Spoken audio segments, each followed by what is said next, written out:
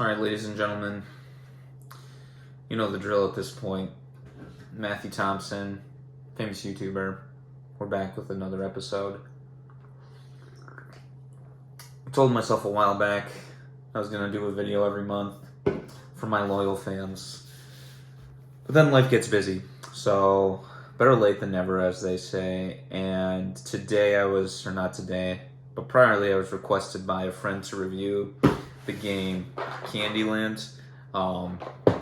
They say in life when you're good at something, you should just keep doing it, and reviewing children's material seems to be my calling in life. So that's what we're going to continue to focus on in the future. When you have a vision in life, you need to aim at it and go towards it.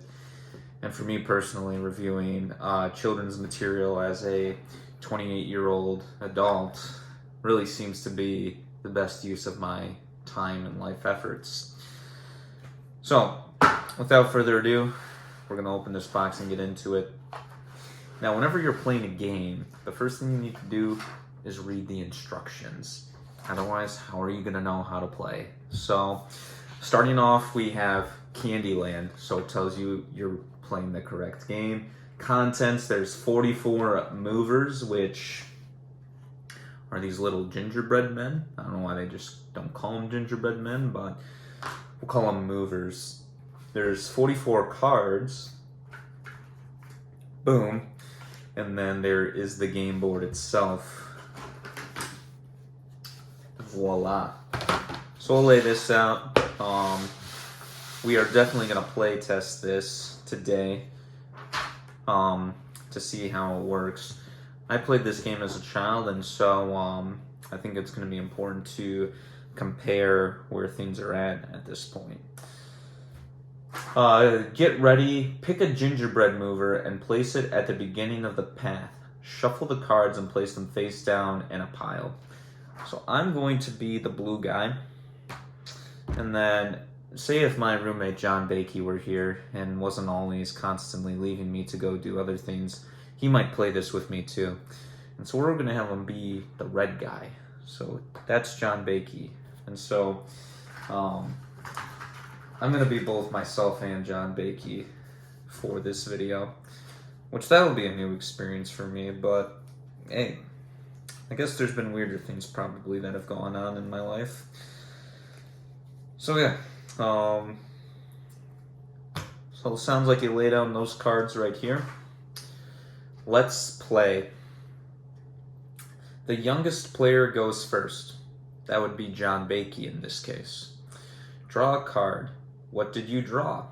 If we draw a one color block, we move ahead to the next space matching the color on your card.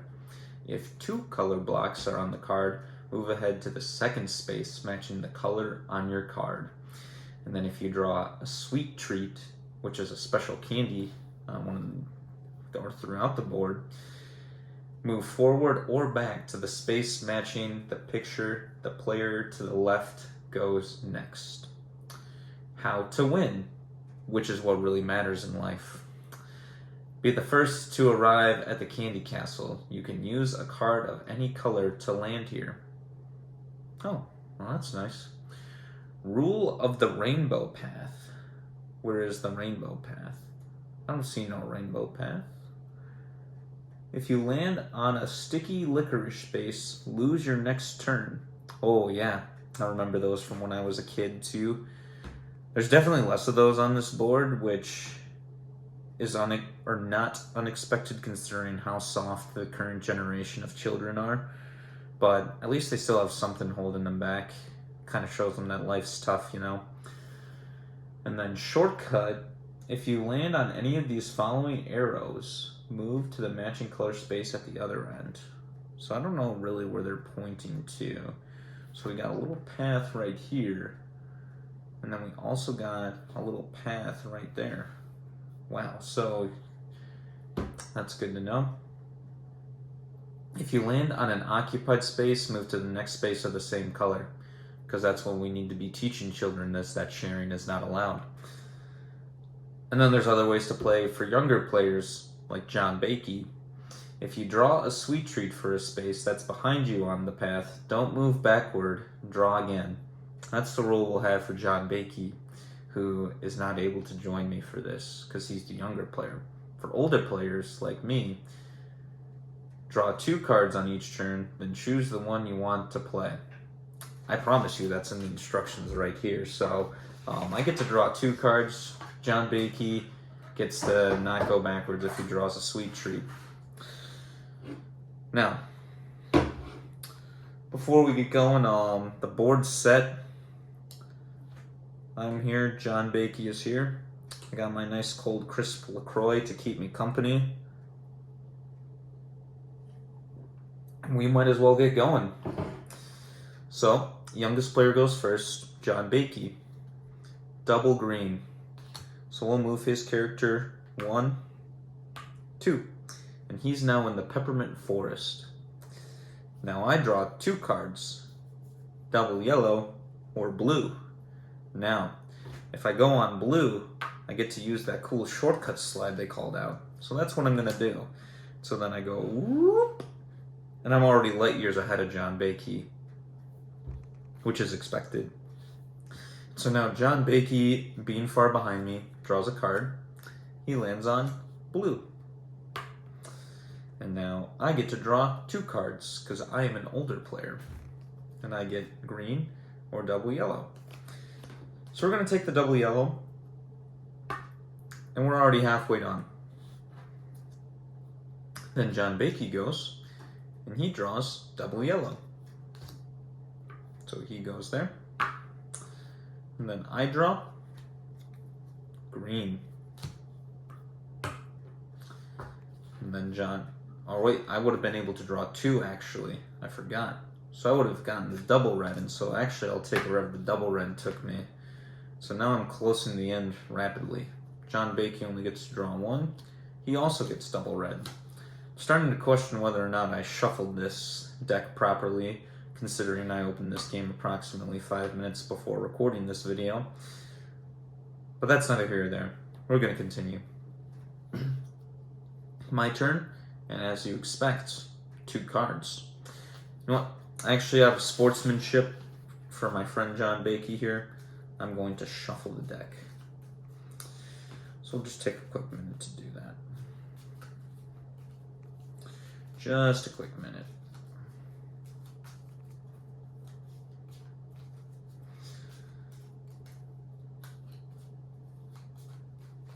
Alright, now that the game is fair, I draw 2. Double red or double orange. I'm going to take the double red, and that puts me in Chocolate Falls. And there's a sign that says almost there, which whenever you have a goal in life and you're pressing on towards the end, the hardest point is when you're close to the goal but not quite there, because you've put in all the hard work at that point. Just like I've put in all the hard work already to be ahead of John Bakey at this point. Now, John Bakey's going to take his turn, and he gets the ice cream cone. And that actually brings him all the way up to right there. So all of a sudden, through severe divine providence, John Bakey has caught up to me, which is a valuable life lesson that even when you're close to reaching your goal, there's going to be someone right behind you on your tail trying to get what you're getting. So you got to keep working hard. So for me, I'm going to take my 2 cards, I'm going to draw them. I get double blue or purple. Now, purple would mean I move 1 spot, double blue means I move many spots. It would be wise for me to take the double blue. Now, it is John Bakey's turn. Orange 1. So he moves up these 2 spots. Now, as of this point, it's pretty much impossible for John Bakey to win unless if I draw a candy and have to move backwards. We'll see what happens, but I get orange. Wait, I draw 2, that's right. And blue. Now, orange would move me 1 spot, and blue would cause me to win the game. Now, since I'm a good sport, I will take the orange and move up 1. Because I'm a gambling man. I want to see what happens. And so then John Bakey would draw his card, and he gets double orange 2. Now, that brings him 1, 2, and he would be on the exact same space as me. But as we learned earlier, children are not allowed to share. So now John Bakey is 1 spot ahead of me on the green spot. Literally both of us right there near the exit. So for this one, if I draw 2, then that kind of defeats the purpose, because basically I win no matter what, because I can pick whichever one's best. But if I leave my fate to the top card, who knows what happens. Maybe I draw the color I need, maybe I get the mint and I have to go all the way back to the beginning. So we're just going to take this top card and see what happens. And as you would expect, I move all the way back to the chocolate covered cherry or whatever it is, and John Bakey draws the peppermint. But since we learned that he's the youngest player and he doesn't get to move backwards in life, he ignores that. He draws again, draws the double blue, and wins the game. Now, this is a very profound game in the sense that it teaches you that life isn't fair. I put in all the hard work. I was almost there. I shouldn't have shuffled the deck. I should have just let the deck stay stacked in my favor. So let it be known that there is no sense in being right and moralistic in life. When you have this path in front of you, you win by whatever means necessary. But that's a lesson learned for me. Outside of that, the presentation of the game is great. I mean, you got a little gingerbread man, guy in a funky top hat on Gumdrop Mountain. Back in my day, there was this big purple troll-like character. I looked up old school Candyland before this. And so overall, like, the characters are much less creative nowadays and more, we'll say, ethnically diverse. But that's fine. Doesn't matter to me. Anyways, that does it for this video. I really appreciate you watching, and I hope John Bakey appreciates his victory when he does finally see this and takes victory over me. So that about does it. So thanks a bunch. Take care. We'll see you next time.